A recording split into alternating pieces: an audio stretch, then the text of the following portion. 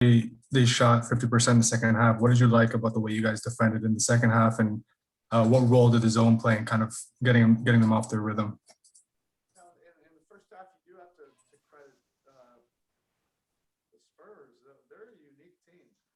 You know, the way they really attack off the dribble, and they can do it multiple times in one possession. It makes it really challenging. You can watch film on it. You can go over and drill it in a walkthrough. It's not the same until you get out there and feel it live. And they had us on our heels in the first half. Second half, we just committed to more efforts. Of course, the coach will say it's not about the scheme; it's about your commitment. To do tough things, and we were making a lot more efforts. In the second half, and fortunately, we were able to create some separation. Hey, Coach, the volume's a little low over there. We'll go to Ira Winderman next. Hi, Erik. We weren't really able to hear that answer, but sort of moving forward, to see Tyler step up the way he did in the fourth quarter, how encouraging was it, and sort of what does it say about his resilience?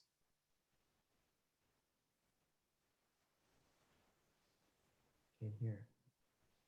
We're not getting any audio right now.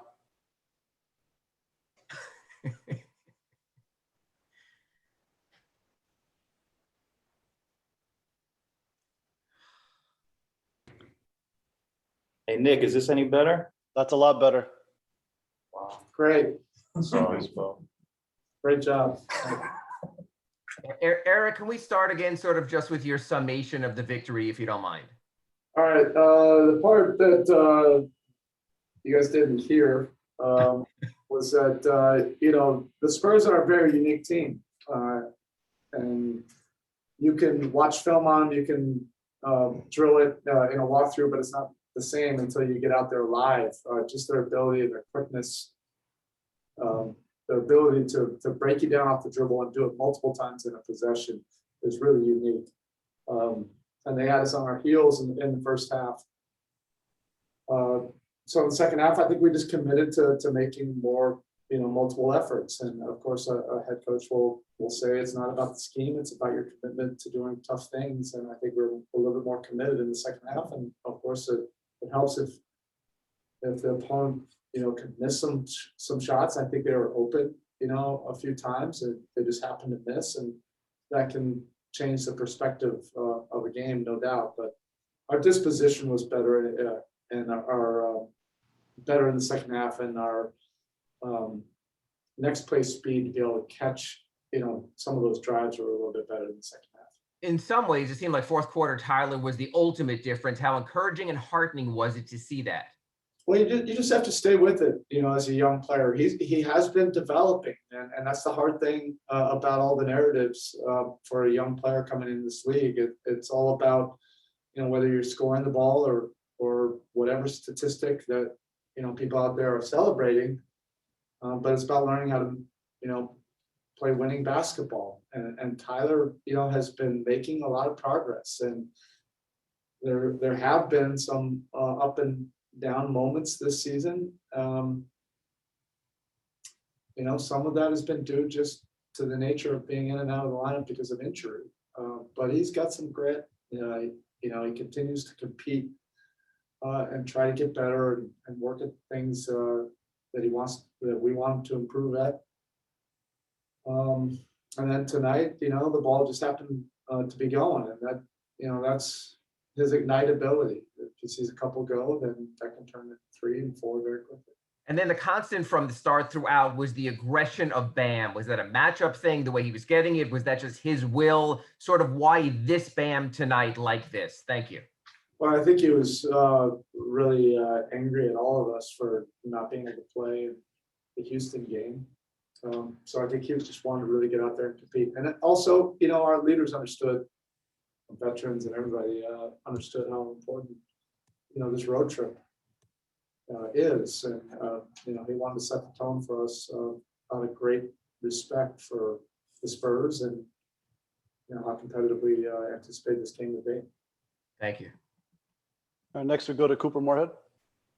Well, I know this team isn't usually one to get too high or too low, but after that Minnesota game, then you get the BAM game winner and then the first two double-digit wins consecutively of the season. So just nice in the middle of this playoff race that for the guys in the locker room to get maybe a bit of a breath. Yeah, I just, hopefully we don't get too comfortable, that's something we're working on, is trying to find more consistency.